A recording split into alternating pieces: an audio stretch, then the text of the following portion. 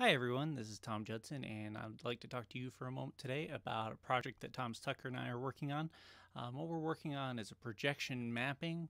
I'm not going to show you the mapping here today. I'm just going to show you how we're going to be controlling what is happening in Max. So what you see here is a Max patch that I put together, and what we've got is 5 different videos, 1, 2, 3, 4, 5.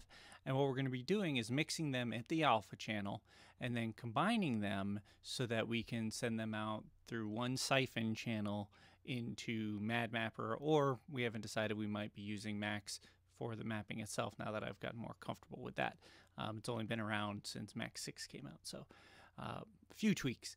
So what you see here is a simple on-off, and I'm going to set everything down here to 0, and I'm going to turn the actual individual motors off, and I'm just going to turn on the 1 and give you a sense of what we're talking about when we're talking about moving the video. So you can see here what we have is our single video being rendered, and we actually have the different ones going at the same time, but we have our single video that's being controlled and stepped through here. Currently there's no sound turned on, but when I do this, you can actually hear the sound of the individual device. And of course, being size-based, the larger the box and the creature, the lower the sound.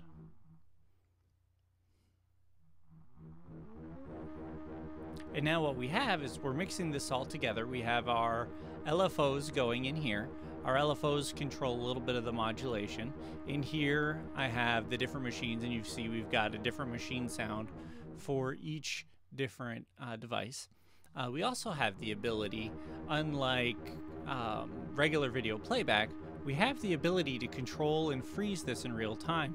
So if I want to play and have it go at a certain point, if I want it to jump around, and later on that's part of the plan, is to be able to mix this and have loop points, and that the creatures will have a little more jitter to them, if you will, and they'll be able to step through and go about their day, you know, and then they'll kick on and off and they'll move about and go on their very way. Now we could do this with each of them, and you can see here, I'll launch up the next 2 here, and you can actually see now normally they take one time to go through to get their numbers set right. So you'll see we have these just one quick, and then these each call through. Now each one of these is at a different number of frames, so they're each at their natural positions at the moment, going through and then flipping through. Now I could take each one of these, and if I want to, I can adjust where they are. I'll also be able to adjust the panning of each one, and if I wanted to, I can come in and control within here. I can control the device's frequencies, the harmonics of each, and control each of them on their own, and all of this will eventually be automated for the installation itself.